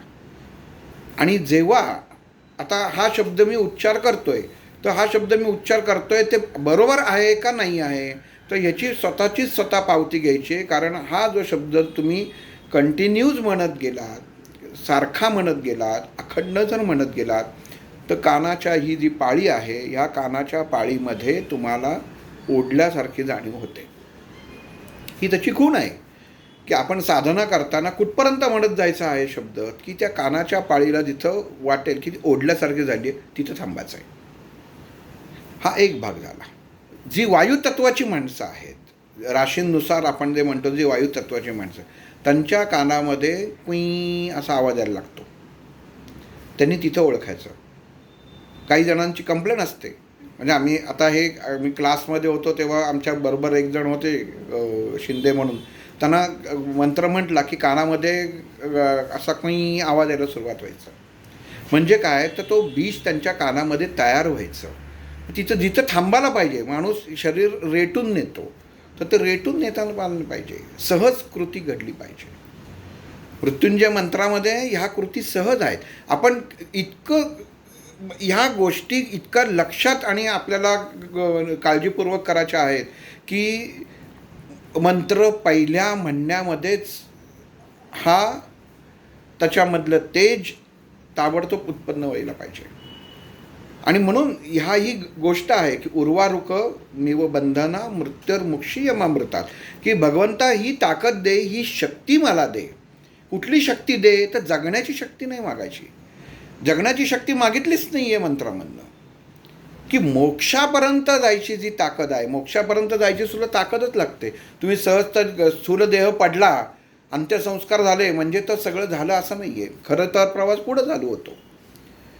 म्हणून मग ही सर्वसामान्य मनुष्यानी त्या शिवतत्वाकडं केलेली प्रार्थना आहे की मृत्युर्मुक्षी, मृत्यूपासनं मोक्षापर्यंत ही जी घटना आहे, मृत्यूपासनं चालू होणारी मोक्षापर्यंत येऊन थांबणारी, जोपर्यंत दुसरा देह धारण करत नाही तोपर्यंतची, तर ह्या घटनेमध्ये माझा प्रवास सहजतेने व्यवस्थित आणि विनासायाच व्हावा, म्हणून ही त्याच्यामध्ये ही कृती आहे. आता ही कृती आजारी माणसांशी म्हटला तर त्यालाही तसंच आहे, ती तिथं तो तसाच त्याचा उपयोग होणार आहे. पण त्याच्यामध्ये जाता जाता आपण म्हणतो, डॉक्टर जसे म्हणतात की आता ठीक आहे आपण असं करू, एवढं त्यांना आता श्वास घेत नाही आहे तर व्हेंटिलेटर लावून बघू. मग तर हे लब शब्द हा व्हेंटिलेटर आहे म्हणून समजा. अग्नीची ती ताकद आहे की ती काहीही करू शकते. म्हणजे जसा ज्या उच्चारांनी, मग जो उच्चार कुठं यायला पाहिजे, तर प्रमुख बीज जे आहेत त्या बीजांमधल्या उच्चारांनी व्हायला पाहिजे. कशाला तुम्ही या देहामध्ये ऊर्जा घालताय, कशाला त्याच्यामध्ये तो देह जन्माला घालताय, कशाला त्याची ताकद वाढवताय. तुम्हाला करायला लागतं का आम्हाला करायला लागतं. आधीच ते काही नाही आहेत, हंतरुणाला खेळून येत त्याच्यामध्ये, त्यांना ते मोकळे कसे होतील, किती जीव अडकला आहे त्यांचा, कशात अडकला आहे कळत नाही आहे. मग तो मोकळा कसा व्हावा, तर याच्यामध्ये करून तुम्ही सांगताय त्याच्यात तो लब शब्द म्हणा, म्हणजे उगाचच तात्पुरतं का होईना ते जागृत व्हायचं आणि अजून भोग वाढायचे. हा मनुष्याचा विचार. पण इथं त्याचीसुद्धा सोय केलेली आहे. सुरुवातीची बीज जी म्हणतो त्या सुरुवातीच्या बीजांमध्ये त्याचा उच्चार दिलेला आहे. ओम ह्रौम जुम सहा. हा जो सहाचा जो उच्चार आहे तो तुम्ही सावकाश जर केला, ओम ह्रौम जुम सहा असा खालच्या स्वरात उच्चार केला, तर पुढं जे लब हा शब्द तुम्ही उर्वारुकानंतर जो म्हणणार आहात तो विरुद्ध शक्तीने काम करतो, म्हणजे तो देह मोकळ्या मार्गाला जायला लागतो. शास्त्रीय आधार काय? वेदामध्ये लिहिलेलं आहे, ऋग्वेदामध्ये लिहिलेलं आहे. कुठल्या त्याच्यामध्ये दिलेलं आहे ते मला माहीत नाही, ते सुद्धा माहिती करत असेल तर मी त्याची माहिती घेऊन तुम्हाला निश्चित सांगू शकेन की शास्त्रीय आधार काय याला. बडबड तर केली पण याला शास्त्रीय आधार आहे का? आहे, आपल्या वेदांमध्ये दिलेला आहे. फक्त ओवी संख्या कुठली आहे हे आत्ता मी तुम्हाला सांगू शकत नाही. कदाचित पुढच्या वेळी नक्की सांगेन, कारण हे करणं आणि माहिती असणं खूप गरजेचं आहे. कारण जे फक्त मृत्युंजय मंत्र सहज चालतो तेवढंच त्याच्यावर अभ्यास केला जातो, पण त्याच्यामध्ये काय रहस्य दडलेलं आहे याचा या रहस्यापर्यंत कोणी जात नाही. हा मोठा थोडासा असलेला घोटाळा आहे. मग आता आपण ह्या इथपर्यंत म्हणजे उर्वारुकमेव बंधना मृत्युर्मुक्षी यमामृतात, मृत्यूच्या मार्गाला लागण्यापासनं. मृत्यू मार्ग म्हणजे कुठला? तो मोकळं होणं. मृत्यू म्हणजे काय? तर मोकळं होणं. मृत्यू म्हणजे जीव जाणं नाही, तर मृत्यू म्हणजे मोकळं होणं. अमुक विचार माझ्या मनात आहेत, आत्ता त्याच्यामध्ये चालू करायच्या आधी 3 पॅटीस खाल्लेले आहे, त्याच्यातच अडकून बसला तर माणूस काय होईल? मग त्याच्यातच त्या गोष्टींमध्येच मनुष्य अडकून बसतो. म्हणजे त्याचा मृत्यू होणं गरजेचं आहे. ती घटना, ती गोष्ट आपल्या देहापासनं, वैचारिकतेपासनं निवृत्त होणं हे खूप गरजेचं आहे. मोकळी होणं गरजेचं आहे. कारण तो स्वाद, तीच गोष्ट, ती जर मनामध्ये तोच गंध जर इंद्रियांनी स्वीकारला तर इंद्रिय पूर्ण क्षमतेने काम करू शकणार नाही, त्याची एकाग्रता भंग पावेल. म्हणून इथं मृत्यू होणं गरजेचं आहे. आणि मृत्यू झाल्या लगेच मोक्ष होणं गरजेचं आहे, की ते मोकळं झालं, पॅक केलं, आतमध्ये नेऊन ठेवलं, पुढं बोलायला मोकळं. आता याच्यात अडकलं मध्ये कुठं, आणि ह्याच्यामध्ये कुठं अडकलं? मध्ये शरीरामध्ये गॅस उत्पन्न झालं, विचार मनात आला की ते देहाला, त्या शरीरामधल्या अवयवांना कळवलं जातं, अरे तू ते खाल्लं होतंच बरं का, त्याचं इथे तुझ्या जठरात गेले, तो गॅस उत्पन्न होणार, की लगेच तो म्हणतो अरे आठवण करून दिली, चला. लक्षात घ्या कसं काम करतं मनुष्याचं शरीर, कसं काम करतं, आणि हा मंत्र कसा काम करतो. हा मंत्र एकदा जपला तरी तो तुम्हाला दिवसभर काम तुमच्या शरीरावरती करणार आहे. आणि तो कसा करून घ्यायचा आहे हे आपण गणित बघत आहोत त्याच्यामध्ये, की मृत्युर्मुक्षी यमामृतात, मुक्त, मृत्यूपासनं वेगळं. मृत्यू म्हटलं की पावलाचा संबंध आला आणि तो पाऊल टाकलं हो मृत्यूकडे. त्यांनी पावलाने गेला, हातावर गेला का? तर नाही गेला, पावलाने गेला. पावलाने गेला म्हणजे काय? पृथ्वी तत्व रिकामं झालं, कारण जमिनीला टेकलेलं असतं. मग मृत्यूकडं पाय. मृत्यू म्हणजे मोकळं होणं. परत सांगतो, मृत्यू म्हणजे शरीरातनं आत्मा वेगळा होणं नाही, मृत्यू म्हणजे मोकळं होणं. देहामध्ये अडकलेली चैतन्यमय ऊर्जा मोकळी होणं. ह्याला मृत्युंजय मंत्रामध्ये ह्या मृत्यूचा अर्थ हा घ्यायचा आहे. मृत्यू म्हणजे मनुष्याचा देह ठेवणं, त्यातनं आत्मा वेगळा होणं, हा भाग वेगळा झाला. आणि मृत्युंजय मंत्रामध्ये मृत्युंजय म्हटलेलं आहे. त्यामुळे शब्द आपण नीट लक्षात घ्यायला पाहिजे. जो मृत्यूवर जय मिळवतो, म्हणजे मोकळेपणावरती जो जय मिळवतो. मोकळेपणावरती जय मिळवणं म्हणजे काय? मोकळेपणाला धरून नाही, मोकळेपणा सहजतेने जो सोडवतो म्हणजे जय मिळवणं आहे. शब्दाचा अर्थ बरोबर विरुद्ध आहे. आणि मृत्यूवर जय मिळवणारा म्हणजे स्थूल देहामध्ये वाचला, असं लोकांचा समज असतो की नाही, मृत्युंजय मंत्र म्हटला आणि ते बरे झाले आणि रुग्णालयातनं घरी आले, म्हणजे काय झालं? परत भोगात आले. मग तो अर्थ वेगळा झाला. आणि मग मृत्युंजय मंत्र म्हणजे हा मोकळं होण्यासाठी जर तुम्ही जपला असेल तर तो त्यातनं, त्या व्याधीतनं, त्या विचारातनं मनुष्य मोकळा होतो. आणि मोकळा होतो म्हणजे काय? कुठं जाणार आहे? तर मोक्षाकडे जाणार आहे. म्हणजे पटकन मोकळा झाला म्हणजे तिथं तो व्यवस्थित पटकन जातो. परत माणसाच्या मनामध्ये प्रश्न उत्पन्न होईल, कारण आत्ता तर मृत्युंजय मंत्र म्हटलं, हॉस्पिटलमध्ये ॲडमिट होता व्यक्ती, घरी आला, आता तो बरा आहे, मग आता कशाला मोक्षाकडं? अरे तू बरा आला आहेस म्हणजेच कशासाठी आला आहेस? की तुझे जे भोग आहेत ते भोग तुला भोगाचे तुझे अपूर्ण राहिले, तू भोगण्यासाठी आलेला आहे. आणि तू जो मृत्युंजय मंत्र म्हटलास तो कशासाठी म्हटलास, की ह्या सुरुवातीच्या देहातल्या वेदनेपासून तू आत्तापर्यंत मोकळा झाला आहेस, पण तुझं कर्म बदललेलं नाही आहे. ते तुला भोगाचं आहे आणि शेवटी मोक्ष तुला घ्यायचाच आहे, पण तो सुखद आणि सहज व्हावा म्हणून तुला हा मंत्र जपणं गरजेचं आहे. इथं थोडं बोलण्यामध्ये कन्फ्युजन होईल किंवा वैचारिकतेमध्ये कन्फ्युजन होईल, की बाहेरनं आलेला आहे, नीट होऊन आलेला आहे, आणि मग मोक्षाकडे मार्ग कसा? तुम्ही कितीही व्यवस्थित व्हा, कितीही नीट व्हा, पाऊल हे मोक्षाकडेच पडतं. समर्थांनी जसं त्याच्या लिहिलेलं आहे की मृत्यू कोणाला चुकलेलं नाही आहे, मोक्ष मार्गाद्वारेच जायला पाहिजे. कारण ही परमेश्वरांनी घालून दिलेला नीतिनियम जो आहे हा प्रत्येक देहाने मानणं, करणं, त्यावरती चालणं हेच गरजेचं आहे. अगदी आपल्या वैकुंठात पण लिहिलं आहे, मरे एक त्याचा दुजा शोक आहे, अकस्मात तोची पुढे जात आहे. हे समर्थांनी सांगून ठेवलेलं आहे की तुम्ही त्याचा शोक नका मानू, समजून घ्या मृत्यू काय आहे. मृत्यू हा फक्त विचारांचा आणि देहाचा होतो. तुमचे जे विचार आचार चांगले असेल तर तुमचा हा स्थूल देह मोकळा जरी झाला तरी तुमचे आचार विचार या समाजामध्ये एका चैतन्याप्रमाणे कायम राहतात. फक्त देह मोकळा झाला म्हणजे तुम्ही संपलात असं नाही आहे. व मृत्युंजय मंत्रामध्ये आपण हे नीट समजून घेणं गरजेचं आहे. आणि हे कळण्यासाठी आणि हे समजून घेण्यासाठी आपल्याला त्याचा उच्चार म्हणजे आपल्याला काय करायचं आहे, प्रत्येक शब्द परत वसिष्ठांनी सांगितलेलं आहे की 33 कोटी देवांचं पुण्य या मंत्रातनं येणार आहे. मग सगळे 33 कोटी देव जर समोर येऊन उभे राहिले तर तुम्ही कोणाकडे एका दोन देवांकडे बघत नाही, तर 33 कोटी देवांकडे कधी बघणार? मग तिथं सोय करून ठेवली आहे, एका मंत्रात सगळ्यांना जपलेलं आहे. आणि मुख्य म्हणजे असं आहे की सगळ्यात महत्त्वाचं मनुष्याला मूर्तीपूजेतनं काय होतं, घरामध्ये घर असतं, देवघर असतो, आपल्याला ज्या मूर्त्या आवडतात त्या आपण आणतो, त्याची स्थापना करतो, सगळं करतो. पण जेव्हा मला आठवतं आहे की आम्ही पाटेश्वरला गेलो होतो आमच्या सरांबरोबर. हा मंत्र मृत्युंजय मंत्र आणि एक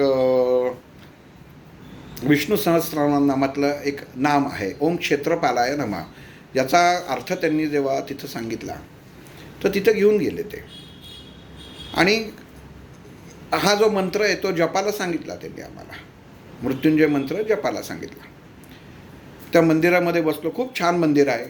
आणि मंदिरामध्ये मंत्र जपता जपता आणि ते म्हणले तुम्ही म्हणा जपा, मी तोपर्यंत जरा बाजूला बसतो. ठीक आहे, ते त्याच्यामध्ये बसले. आम्ही म्हटलं की मंत्र तुम्ही चालू करा. मंत्र चालू केला, चालू करता करता इकडं बघ तिकडं बघ असं त्याच्यामध्ये हे सगळं चालू होतं. आणि सरांनी आम्हाला सांगितलं की डोळे उघडे ठेवून मंत्र म्हणा. वास्तविक डोळे बंद करून आम्ही मंत्र म्हणतो, पण त्यांनी सांगितलं डोळे उघडे ठेवून मंत्र म्हणा. आम्ही डोळे उघडे ठेवून मंत्र केलं तर सगळं मंदिर कसं केलं आहे, काय कसं केलं आहे ह्याच्यामध्ये लक्ष झालं. आणि मंत्र म्हटलं आम्ही म्हणजे एका बाजूला तोंडाने मंत्र म्हणणं चालू होतं, पण इतर ठिकाणी लक्ष गेलं. मूर्ती कशी आहे, शंकराची पिंडी कशी आहे ह्याच्याकडे लक्ष सगळं चाललेलं होतं. कोण येतं आहे, काय वाहतं आहे, काय आहे काय नाही. त्याच्या एका बाजूनी मंत्राचं उच्चारण चालू होतं. ठराविक वेळ झाल्यानंतर आले, म्हटले सगळ्यांचं झालं का? तर झालं. मंदिर खूप छान आहे ना म्हटले.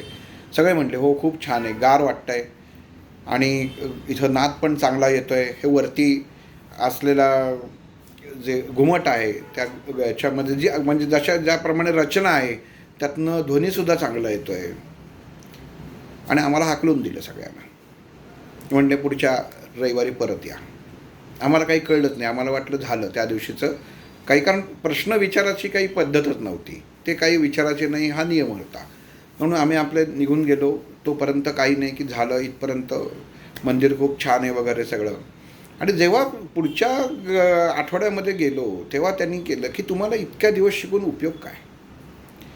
भौतिकतेतच मनुष्य अडकलेला आहे. तुम्हाला डोळे उघडे ठेवायला सांगितलेले.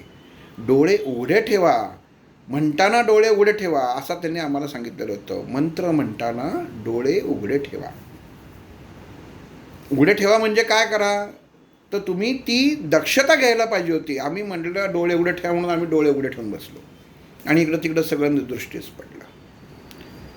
म्हणजे काय की मंत्र बाजूलाच राहिला आणि इतर गोष्टी आम्ही बघत बसलो. याच्यामध्ये त्यांचा सांगण्याचा हेतू असा असतो किंवा हेतू हा होता की जेव्हा मंत्र म्हणला जातो तेव्हा तुम्हाला कुठल्या मूर्तीची गरज लागत नाही आहे. मंत्रशास्त्र का प्राप्त करायचं आहे? मूर्ती आहे पण मंत्र येत नसेल तर तुम्हाला उपयोग नाही, पण मंत्र येत असतील तर मूर्ती नसली तरी ती मूर्ती तुम्ही तिथं प्रगट करू शकता, इतकी मंत्रामध्ये ताकद आहे. पण नुसती मूर्ती असेल तर तुम्ही समोर मूर्ती आहे आणि आपल्याला आता लघुरुद्र करायचा आहे, मग लघुरुद्राला तुम्ही बेल आणला आहे का, फुलं आणली आहेत का, तुळस आणली आहे का, अजून काही रस आणला आहे का, दूध आणलं आहे का, ज्यांनी अभिषेक करतोय त्या पात्र नीट धार पडते ना, जे सांगतात त्या गुरुजींचा उच्चार नीट आहे ना, कोण येतं आहे का, कोण जातं आहे का, ते गुरुजी म्हणत असतात. आपण खुर्चीवरती काही बघत असतो, सगळ्या गोष्टी करत असतो आपल्या, आणि ते गुरुजी आपल्या तिकडं म्हणत असतात मंत्राने, ते सुद्धा इकडं तिकडं बघून म्हणत असतात. त्यांचंही लक्ष त्या मोबाईलमध्ये कोणाचा फोन येतो का याच्यात. सांगायचं कारण असं की सगळ्या भौतिक गोष्टींमध्ये मनुष्य अडकतो आणि मूळ उद्दिष्टापासून तो बाजूला जातो. म्हणून मंत्रशास्त्रामध्ये त्यांनी आम्हाला जेव्हा पुढच्या आठवड्यामध्ये आम्ही गेलो तेव्हा त्यांनी सांगितलं की आपल्याला ह्या गोष्टी घरामध्ये पूजा करताना जरी आपण कुठल्या अथर्वशीर्ष म्हणून जरी पूजा करत असतो तरी आपण ते मंत्र म्हणता म्हणता जेव्हा पूजा करतो तेव्हा एखादी गोष्ट नसेल तर इकडे तिकडे शोधाशोध करतो. म्हणजे काय तर तुमचं अंतर्मन कुठल्या तरी गोष्टी शोधत असते आणि त्याच्यामध्ये तुमचं मन रमलेलं असतं की त्याच्यात जाऊन आणणार हे इथं नाही आहे, मग हे वाहिलं, मग हे खूप सुंदर वाहिलं. मग तोंडाने मंत्र चालू असतात पण वैचारिकत्या दृष्टीने तुम्ही तिथं नसता, त्या मंत्रात नसता, त्या मंत्राच्या ताकदीत नसता. हा मोठा अडथळा निर्माण होतो. हा झाला एक भाग झाला. मग म्हणजे काय की तुम्ही मंत्र म्हणताना फक्त मंत्रच म्हटला पाहिजे.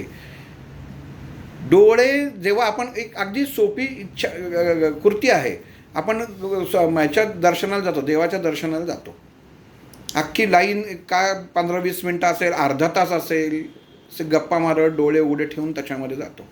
आता जिथं देवाच्या मूर्तीसमोर जेव्हा जातो तेव्हा डोळे उघडे पाहिजेत की नाही, तर तिथं डोळे उघडे नाही, तिथं डोळे मिटतो आणि देवाला नमस्कार करतो.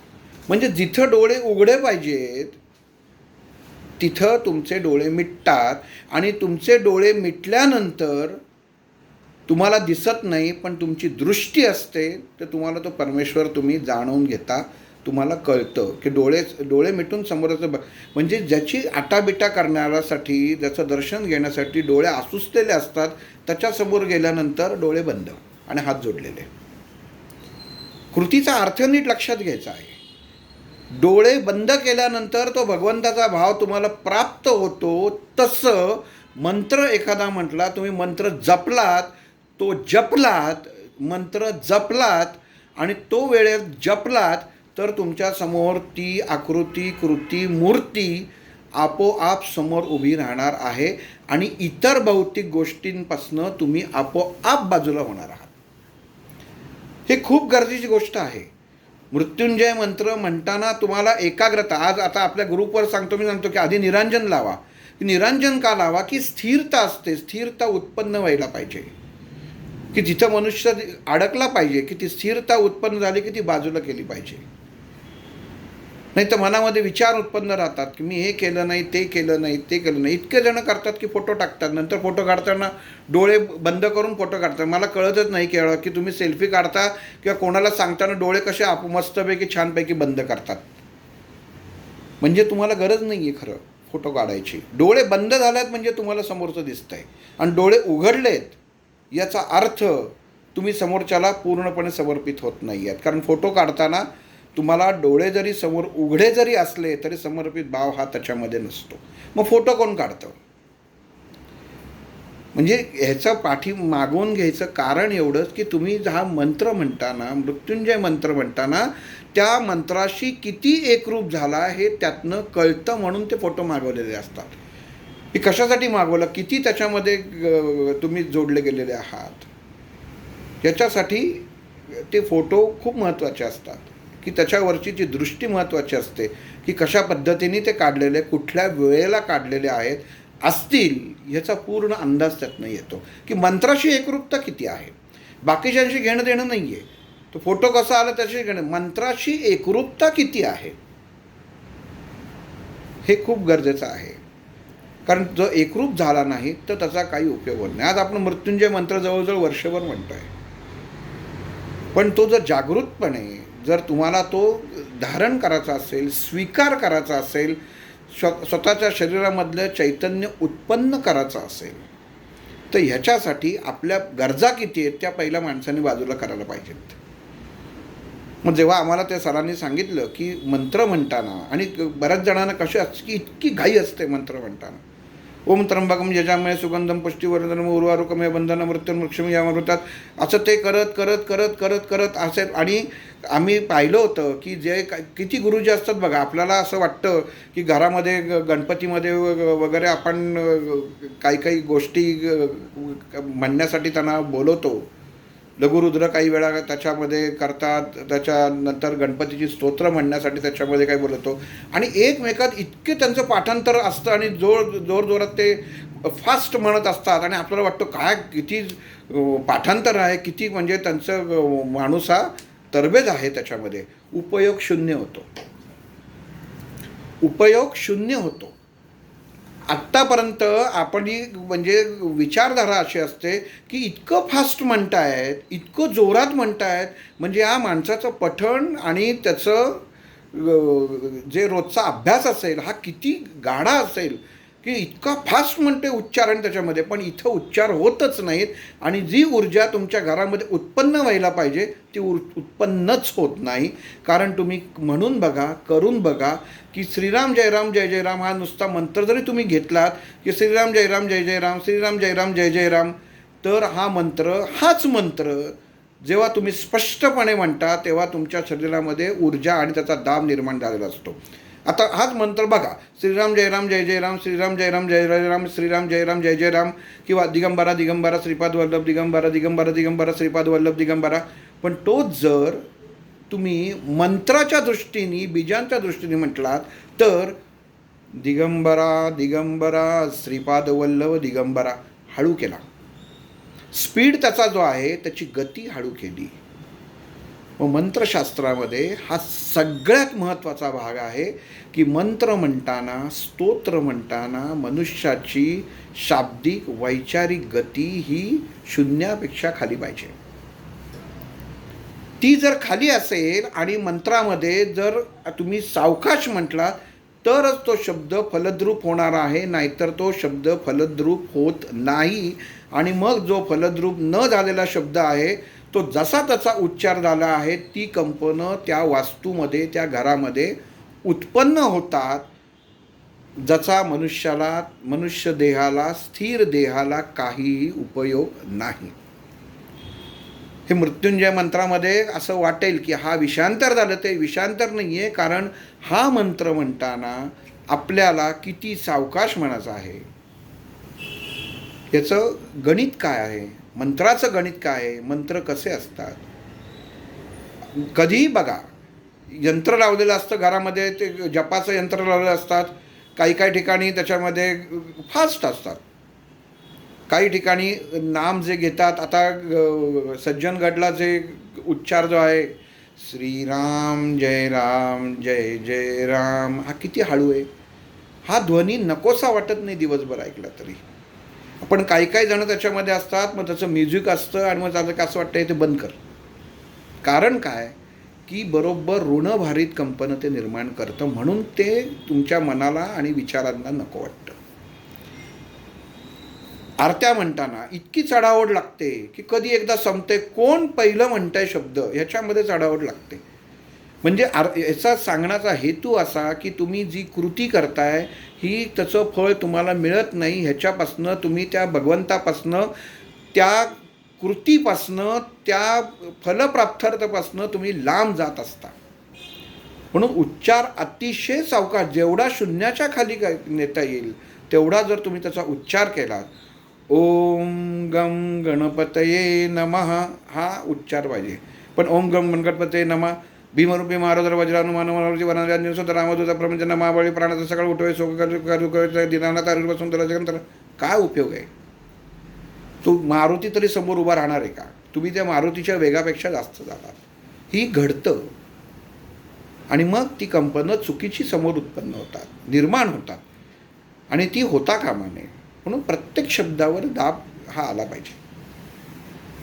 मग इथं मृत्युंजय मंत्रामध्ये आपण हाच दाब हा आपला कधी परत सांगतो, मृत्युंजय मंत्र आणि गायत्री मंत्र हे नुसते मंत्र नाही आहेत, तर ही अस्त्र आहेत आणि ही अस्त्र आपल्याला वापराची आहेत. आणि वापराच्या आधी आपल्याला त्याचा जो प्लॅटफॉर्म आहे, जो बेस आहे, तो आपण सध्या तयार करतो आहे. पुढच्या भागामध्ये त्याचा उच्चार कसा करायचा ते हे त्याच्यामध्ये नक्की सांगेन. पण निदान सुरुवातीची जी बीजमंत्र आहेत, म्हणजे ओमचा उच्चार कसा पाहिजे, नुसता ओमचा उच्चार तरी सांगतो, तो जरी आठवडाभर त्याच्यामध्ये केला तरी त्याचा तुम्हाला फायदा निश्चित होणार आहे. मग फक्त आणि फक्त डोळ्यासमोर असं आणा की मला मृत्युंजय मंत्र हे सर्वसाधारण एक जसं असतं की एक मल्टीविटॅमिनची गोळी. ही गोळी घेतली की त्याच्यामध्ये जी विटॅमिन्स असतात, मिनरल्स असतात, ती आपल्या शरीरामध्ये गेल्यानंतर त्या अनुषंगाने काम करणार आहेत. तसं आपल्याला हा मंत्र कुठल्या उच्चाराने, कुठल्या दाबाने म्हटला तर शरीरामध्ये सहजगत्या तो धारण केला जाणार आहे. तर तसा उच्चार पहिल्या फक्त बीजापर्यंत तुम्हाला सांगतो. त्यातला पहिला जो ओंकार आहे तर आकार उकार मकार. हा कंठातनं येतो, आकाश तत्वाचा आहे अ. तो पहिल्यांदा नुसता अच म्हणा. ओंकारामध्ये पहिल्यांदा ओम म्हणायची पूर्ण गरजच नाही आहे. किती वेळ म्हणा, 10 वेळा, 10 सेकंद, 1 मिनटं, पूर्ण 60 सेकंद असं तुमचं आधी मनाला ठरवून घ्या. मी 1 मिनटं म्हणू शकतो म्हणून जाऊ नका. परत सांगतो, जेवढा स्पीड कमी तेवढं तुमचं आकलन, तेवढी ऊर्जा जास्त. म्हणून उच्चार करताना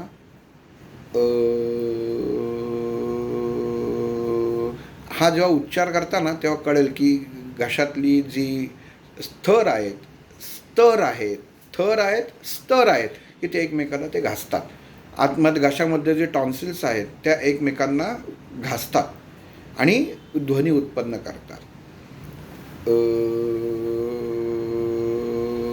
10 सेकंदच म्हणा, 10 सेकंदाच्या वर म्हणू नका, तेवढंच म्हणायचं आहे. आता हा जो स्पीड आहे ना, हा सुद्धा अजून कमी करा.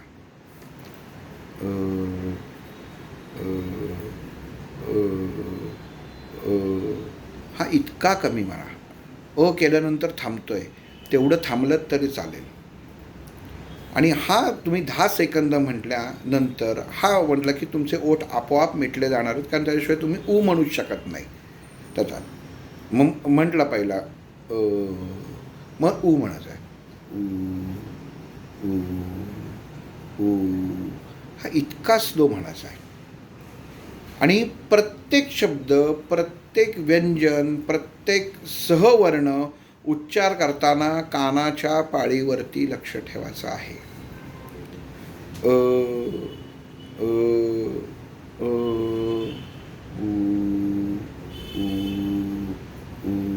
आता अ झाला, आकार झाला, उकार झाला आणि मग मकार. बघा, म म्हटल्यानंतर हा म तुम्ही 2 प्रकारे इथं म्हणता येतो. सुरुवातीला हे करताना नुसताच म येतो की जो भ्रामरी येत नाही.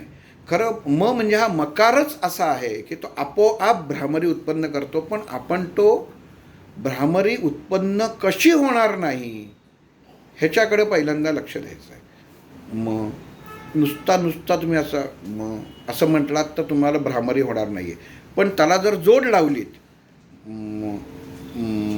की लगेच पुढचा मला म जोडल्या त्याच्यामध्ये तुम्हाला भ्रामरी उत्पन्न होणार आहे. मग सुरुवात ओंकारापासनं ओम म्हणाला सुरुवात कशी करायची आहे? हातात करंगळीपासून सुरुवात करा.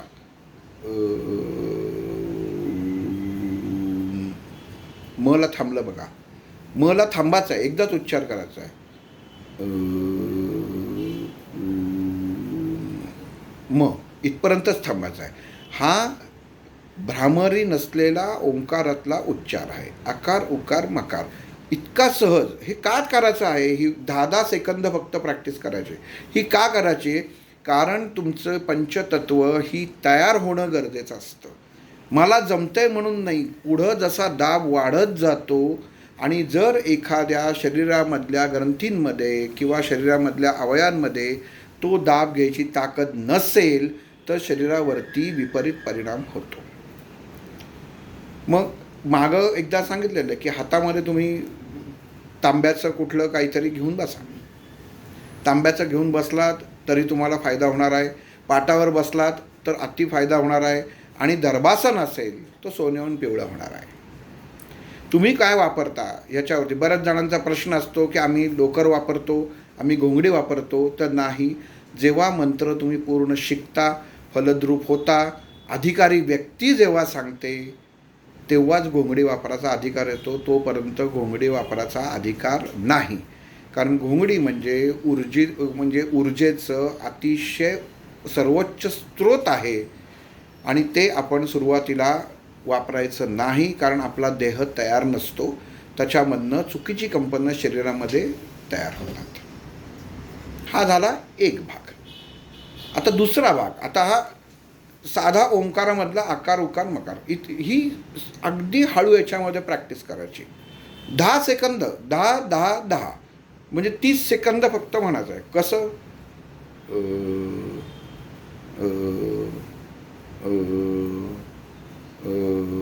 10 सेकंद.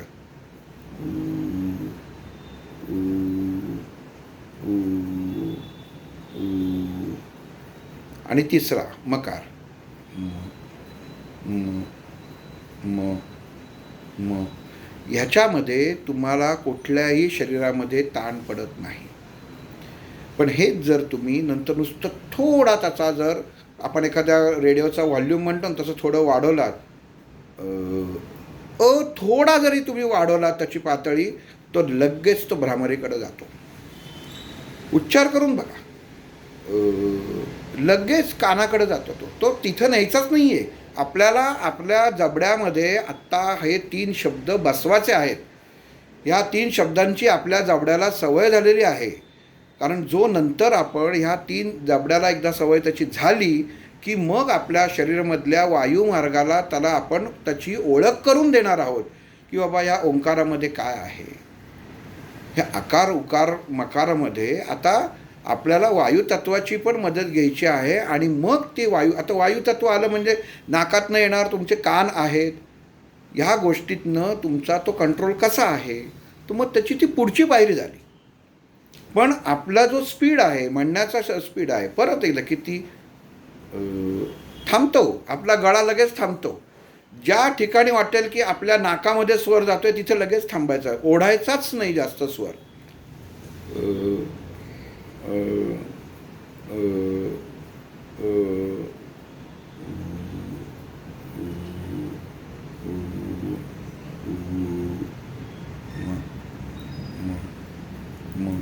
चुकून मला म जोडला गेला तर लगेच भ्रामरी होतं. तुम्ही नुसता उच्चार केला. पहिला तुम्ही ओठाने कराल पण दुसरा म जो आहे ना हा अदृश्य असतो. तो सेकंदात भ्रामरीत जातो. म्हणून ह्या 3 गोष्टींची 10 सेकंद 1 आठवडा प्रॅक्टिस केली तर त्याच्यामध्ये पुढच्या याच्यात आपण नस्यामध्ये जाऊ शकाल. हे फक्त आणि फक्त मृत्युंजय मंत्राशी निगडीत उच्चार आहेत. आपण मृत्युंजय मंत्राच्या व्यतिरिक्त आत्ता कुठला विचार करत नाही आहेत. आपण मृत्युंजय मंत्र म्हणताना सर्वसामान्य आपण जीवन जगताना आपल्याला रोजचा जो उच्चार करायचा आहे तो नंतर कसा करायचा आहे, त्याचा दाब कसा कमी जास्त करायचा आहे ह्याची सुरुवात आपण करतो आहे. त्याच्यात की मृत्युंजय मंत्राचा जो अर्थ आहे की मृत्यूपासनं मोकळं होण्यापासनं मोक्षापर्यंत तिथं अडकून नाही राहिलं पाहिजे. तर मोक्षापर्यंत नेण्याचा मार्ग हा मृत्युंजय मंत्र आहे. आणि जसं सांगितलं की जसं आपण मृत्युंजय मंत्र ही एक पोथी जर म्हटली तर त्याचं एक छोटंसं सार स्तोत्ररूप पुस्तक म्हणजे लघु मृत्युंजय मंत्र आहे. तो आपण पुढच्या वेळी बघणार आहोत. पण मृत्युंजय मंत्र काही अवघड नाही. फक्त त्याच्या शब्दावरचे जे दाब आहेत, आपण त्याचा जो उच्चार करणार आहोत तो मात्र आपल्याला नीट सावकाश शिकायला पाहिजे. नाही तर नुसतं मृत्युंजय मंत्राचं ऐकून बोलून आपण जर ऐकलं तर त्याचा काहीही उपयोग होत नाही. तुम्ही किती शंकराच्या अगदी 12 ज्योतिर्लिंगांच्या इथं जा, तिथं बाहेर गेलेल्या दुकानांमध्ये कॅसेट लावलेले असतात, सगळीकडं मंत्र चालू असतात, पण त्याचा दाब कुठेही पडत नाही. आपण ते सहज ऐकतो, सोडून देतो आणि खाली दर्शनाला निघून जातो. त्या मंत्रामध्ये कुठं अडकू पडू शकत नाही. त्याचं कारण असं आहे की जो दाब आपल्या शरीरामधली कंपनं उत्पन्न करतो, नियंत्रित करतो, ते दाब आणि ते शब्द त्या यंत्रातल्या मृत्युंजय मंत्रामध्ये उत्पन्नच होत नाहीत. तो भावच उत्पन्न होत नाही, ती ऊर्जाच उत्पन्न होत नाहीत, म्हणून त्याचा सर्वसामान्य मनुष्यावरती परिणाम होत नाही. पण जेव्हा एकदा हे भाव, ही ऊर्जा उत्पन्न व्हायला सुरुवात होते, त्यावेळी आपला देह हा त्याच्यामध्ये उत्पन्न होणारं चैतन्य हे समोरच्याला कळल्याशिवाय राहत नाही, तुमच्या देहाला कळल्याशिवाय राहत नाही. तर एकदा फक्त मृत्युंजय मंत्र आपण म्हणू आणि इथं थांबतो आणि पुढच्या वेळी तुम्हाला हा जो आत्ता परत एकदा उच्चार करून दाखवतो. 10 सेकंद फक्त ओम या शब्दाचं, आकार उकार मकार, ब्रह्माने उत्पत्ती केली आणि मकाराने संपवलेलं आहे आणि त्याच्यामध्ये विष्णूंनी जे उकार केलेला आहे त्याच्यामध्ये आपण याची प्रॅक्टिस करणार आहोत. म्हणून सूक्ष्मातनं उत्पन्न कुठं झालेलं आहे, ब्रह्माने उत्पन्न केलं कुठं, सूक्ष्मातनं, आणि त्याचं म्हणजे संपलंय कुठं, लय कुठं झालेली आहे, तर ती सूक्ष्मातच झालेली आहे. म्हणून सूक्ष्मातनं उत्पन्न होऊन सूक्ष्मात जायचं आहे आपल्याला. आणि तो जो ग्राफ आहे, हा पहिला जो उत्पन्न शब्द होणार तोच आलेख, तोच ग्राफ हा शेवटच्या मकारापर्यंत आपला राहिला पाहिजे. म्हणून परत 10 सेकंदाचा शब्द कसा उच्चाराचा हे एकदा उच्चारून दाखवतो.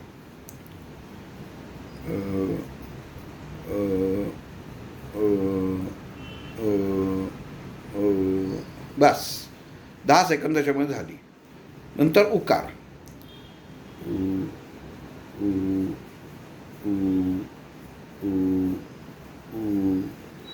10 सेकंद झाली. तिसरा म म म म म म 10 सेकंद झाली. 10 सेकंदापर्यंत म्हणायचं आहे. पण मकार म्हणताना लक्षात ठेवायचं आहे, एखादी गोष्ट नष्ट व्हायला, जसं आपण म्हणतो एखादी गोष्ट तोडायला, विध्वंस करायला वेळ लागत नाही, ती बनवायला नवीन वस्तू वेळ लागतो, तसं हा मकारातला म शब्द आहे. हा फसवा शब्द आहे. हा कायम लक्षात ठेवायचा. आणि फक्त इथं का सांगतोय सुरुवात आहे म्हणून, की हा शब्द मृत्युंजय मंत्रात जिथं जिथं जिथं येईल तिथं हा फसवतो. मी मागच सांगितलेलं आहे, म हा शब्द जे आहे, बीज आहे, हे जोडाक्षर आहे, हे कपलरचं काम आहे. ह्याच्या व्यतिरिक्त तो बाहेरचा आहे, त्याला आतमध्ये घ्यायचं नाही आहे. तो बाहेर आहे, तो बाहेरनं काम करतो आहे आणि हा फसवतो माणसाला. तो काय करतो की तुमची फसवून तुम्हाला तो भ्रामरीकडे नेतो. म्हणजे जी कंपनं तुमच्या शरीरात याच्यामध्ये तोंडामध्ये तुमच्या जबड्यामध्ये उच्चार तयार झालेला असतो, तो भ्रामरीतनं देऊन बाहेर मोकळा करायचा प्रयत्न करतो. म्हणून म शब्द उच्चारताना म म म एवढाच करा.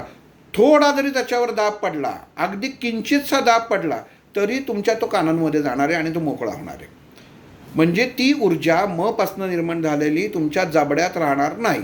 आणि जर ती राहिली नाही, तोंडाला कोरड पडणार.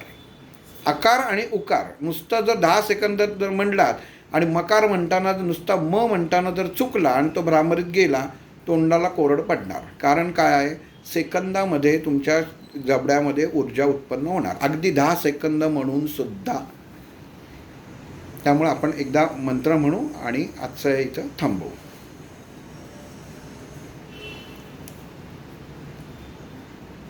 ओम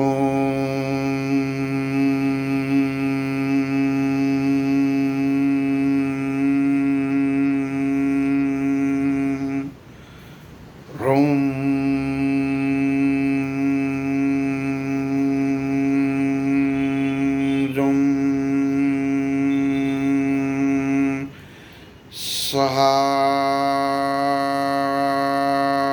आता इथं 6 जो शब्द आहे त्याला विसर्ग लावलेला आहे. तर आपण जसा दुःख शब्द उच्चार करतो की तिथं असं जोर देतो, तसं इथं 6 वर तो 6 आपल्याला जोडून पुढं द्यायचा आहे. कारण पुढं भूर बुवा शब्द आहे. परत सांगतो, कारण हा 6 शब्दाचा उच्चार जर विविध कारणांसाठी करताना त्या 6 कसा तोडायचा म्हणतोय, तो पुढं त्याच्यामध्ये येईलच. आत्ता हा फक्त आपण हे निरूपण संपण्यासाठी म्हणून तुम्हाला उच्चार करून दाखवतो आहे. त्याच्यात प्रत्येक शब्द आपल्याला वेगळा म्हणायचा आहे, प्रत्येक शब्दाचा जोर वेगळा करायचा नाही. 27 प्रकाराने आपण एक शब्द म्हणणार आहोत आणि मग 28वा जो होणार तो आपला. एक शब्द 27 प्रकारे आपण ओंकार 27 प्रकारे ओम शब्द आपण उच्चारणार आहोत. ते पुढच्या याच्यामध्ये आपण फक्त उच्चारच बघणार आहोत काय ते. पण एकदा मंत्र जो आहे, जो कसा त्याच्यामध्ये सांगितलेला आहे तेवढं फक्त म्हणून दाखवतो.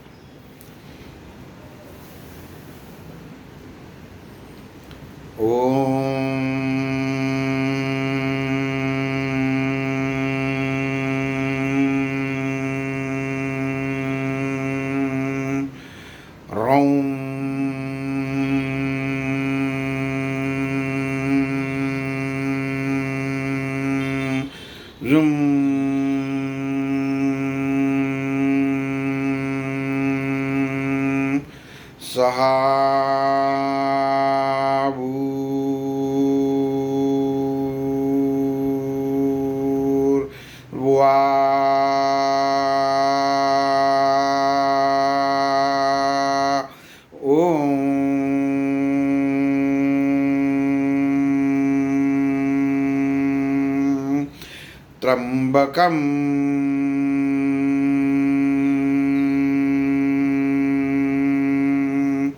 यजामहे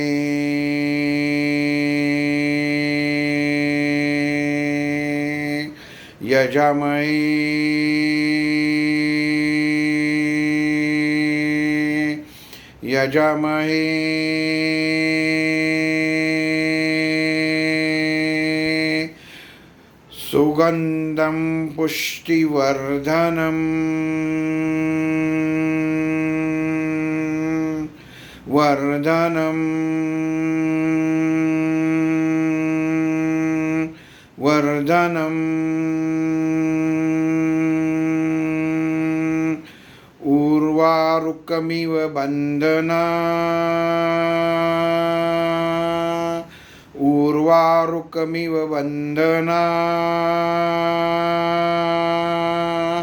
उर्वारुकमिव बंधना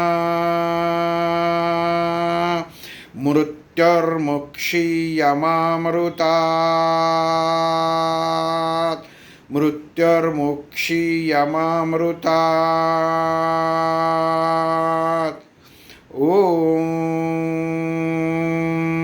स्वा भुवा भूसा जुम रौम ओम.